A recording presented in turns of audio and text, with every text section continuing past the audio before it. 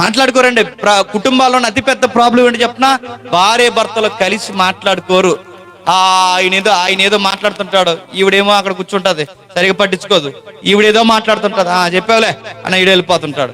ఇలాగే ఉండండి, మీ మధ్య పెరుగుతున్నారు ఆ లేత మొక్కలు, వాళ్ళ చెరువు దిక్కు చూసుకుంటారు. మాట్లాడుకోరు. మరి ఎప్పుడు మాట్లాడుకుంటారు? పెళ్ళైన కొత్తలో మాట్లాడుకుంటారు. దగ్గర నడుస్తారు. ఏకల దోమలు కూడా వెళ్ళవు. రోడ్డు మీద అలాగ వెళ్తుంటే చాలా దగ్గరగా నడుస్తారు. 6 నెలలు అయిన తర్వాతే ఈయన ఎదురెళ్ళిపోతుంటే వెనకాల లేకదోళ్ళకి వచ్చేస్తుంటది. ఎవరు? రా, నల్ల పొందాడు రా అంట.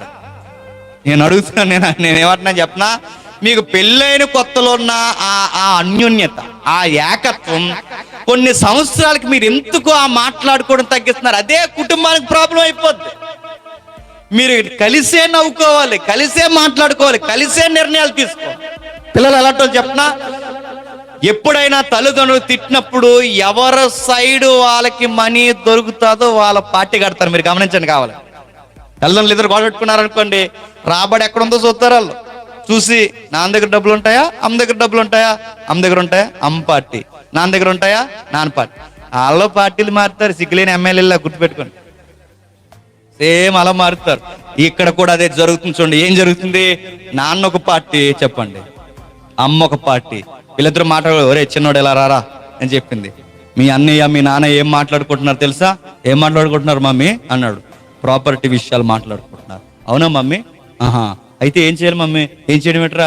అసలు నువ్వు వీకు, నేను చెప్తున్నాను విను. నువ్వు సాధువును, తల్లిని ఉన్నానుగా, గైడెన్స్ నేస్తున్నాను విను.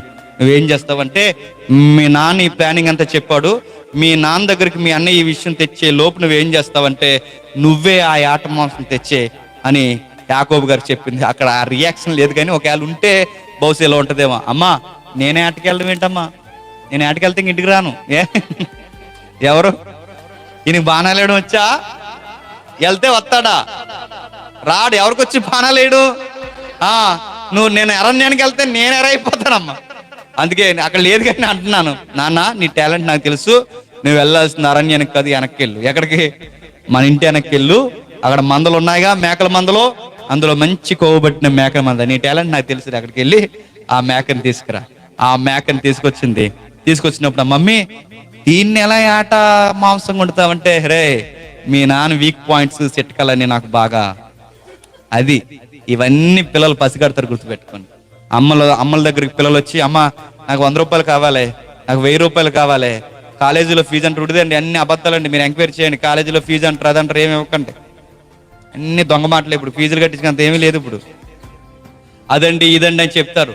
అలా చెప్పినప్పుడు వీళ్ళ అమ్మ ఏమంటుందంటే, నా దగ్గర డబ్బులు లేవరంటే, అప్పుడు ఈడంటాడు, నీ దగ్గర లేవని నాకు తెలుసులేవే, నాన్న ఎక్కడ ఎడతాడు నీకు తెలుసుగా అంటాడు.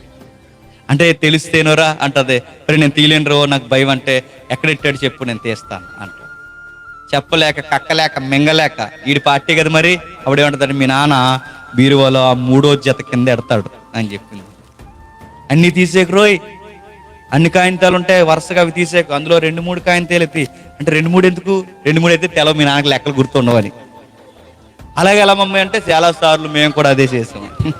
నేను అడుగుతున్నాను, ఇలాంటివన్నీ నేర్పిస్తే వాళ్ళు ఊరుకుంటారా? ఇప్పుడు ఇలా అమ్మ చూడండి, దగ్గరుండెళ్ళి నేను అన్నయ్యనని చెప్పు, దగ్గరుండెళ్ళి నేనే వేస్తావనని చెప్పు. ఇవన్నీ అబ్బాయికి వీళ్ళ అమ్మే నేర్పిస్తే ఆ అబ్బాయి ఏమైపోతాడండి? ఉన్నారు తెలిసే నేర్పించే వాళ్ళు ఉన్నారు. ఇప్పుడు ఈ ఇంట్లో నుంచి ఆ ఇంట్లోకి వెళ్తాడండి పిల్లోడు. ఈ ఇంట్లో నుంచి ఆ ఇంట్లో చిన్నపిల్లలు ఆడుకుంటారు. వెళ్ళినప్పుడు ఈ చిన్నపిల్లలకి ఏటో దొంగ బుద్ధులు చిన్నప్పటి నుంచే ఉంటాయండి. మీరు ఎప్పుడైనా గమనించారా? చిన్నపిల్లలు మీరు గమనించారు, నేచర్ అది ఆదాం దగ్గర నుంచి ఉంది. అది ఎక్కడికి పోదాం, ఆదాం దగ్గర నుంచి మనకు ఉంది. మీరు చిన్నపిల్లలు 2 పిల్లలను ఆడించుకుని ఆటలు ఆడుతున్నప్పుడు వాళ్ళ మధ్య ఒక వస్తువు పడేయండి. ఆ పడేసినప్పుడు ఆ వస్తువు ఆ పాపకి ఇవ్వండి, ఇంకొకటికి వెళ్ళి లాగేస్తాడు. వాళ్ళ ఇంటికి వెళ్ళండి, అది కూడా లాగేస్తారు. ఇంటికి వెళ్ళండి, ఇది కూడా లాగేస్తారు. ఆ స్వభావం ఉంటుంది వాళ్ళకి. ఇలాంటి పిల్లలు ఎదుగుతారు. ఇలా పక్కింట్లోకి వెళ్ళి ఎదుగు తెచ్చేస్తారు. అప్పుడు వాళ్ళ అమ్మ ఏమనాలి, రే ఇవేం దొంగ బుద్ధులు రా, ఎవరికి లేవు, ఇలాంటి బుద్ధులు వస్తున్నాయి నీకు, ఏలిమే కొడతాను అనాలా? అనరు.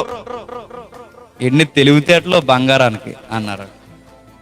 బంగారం తెలివితేటలట. పక్కింట్లో వస్తూ తెస్తే, మా అమ్మ నన్ను బంగారం సింగారం అనాలంటే చెప్పండి. ఏదో ఇంట్లో ఏదో వస్తువు తెచ్చేస్తే చెప్పండి, ఇలాగే ఏదో తెచ్చేస్తాడు. రేపు పొద్దున్న ఏ ఇంట్లోకి ఇలా దొంగతనానికి ఏ బీరువాలో తెచ్చేస్తాడు. తెచ్చేసి నీకే ఇస్తాడు. అప్పుడు ఏ క్రైమ్ పోలీసుడు వస్తాడు, రికవరీ అడుగుతాడు, ఎవరికి ఇచ్చావురా, నీకు ఇచ్చే అలవాటు ఎవరికుందంటే మా సొంతూరు మమ్మీకి ఇచ్చా అని చెప్తే ఊరుకుంటారా? మక్కులు ముందు నీకు ఎరగకూడదు, గుర్తుపెట్టు. తల్లే ఇలాంటి ఎంకరేజ్ చేయొచ్చండి. దొంగ బుద్ధులు అన్నప్పుడు, ఒరే దొంగ బుద్ధులు ఇవి మంచివి కాదు, అబద్ధాలు ఆడుకో, దొంగతనాలు చేయకు, ఇదేం బుద్ధులు అని అనాలి కదండి. ఈవిడే దగ్గరుండి చెప్పేలా చెప్పి పర్లేదు అంటే భయంగా వెళ్ళండి. అమ్మ నాన్న ఇలా తడిమి మాట్లాడడం అలవాటు, మరి అలా తడిమినప్పుడు నాకు ఒంటి రోమలు ఉండవు కదమ్మా, దొరికేస్తామంటే అందుకే నీకు ఒక స్పెషల్ సూట్ తయారు చేశాను. ఏడా స్పెషల్ సూట్ ఏంటండి? ఆ మేకతోల్ని ఆ ఎంట్రుకలు పెట్టాను. ఇల్లు తడుముతాడు, మాట్లాడు, ఏమంటావంటే అడిగినప్పుడు చెప్పు, నీవెవరివి వేస్తావు, అక్కడ వరకు చెప్పమందండి. కానీ ఒక అడుగు ముందుకెళ్ళేవాడు చెప్పనా, ఇంత శీఘ్రముగా ఎలా వచ్చేసావు నాన్న అని అడిగితే ఒక అడుగు ధైర్యం చేసి అన్న మాట ఏంటి చెప్పనా, నీ దేవుడు నా దేవుడు త్వరగా ఈ యొక్క ఎరని ఇచ్చేసాడు అంటాడు. నేను అడుగుతున్నానండి, వాళ్ళ నాన్న కంటే కళ్ళు కనబడవండి, వాళ్ళ అమ్మకి కళ్ళు కనబడతాయా? కనబడవు. మరి కనబడినా ఒక మాటకు మాట ఇన్ని అబద్ధాలు ఇలా చెబుతున్నప్పుడు వాళ్ళ నాన్నకంటే కనబడక ఏమనలేవు, మరి వీళ్ళ అమ్మకు కనబడుతున్నాయిగా, మరి వీళ్ళ అమ్మ చూస్తున్న ఎందుకు ఇలా కనగడుతున్నాడు? ఎందుకు చెప్పనా, వాళ్ళ అమ్మని లోకువ కట్టడం స్టార్ట్ చేశాడు.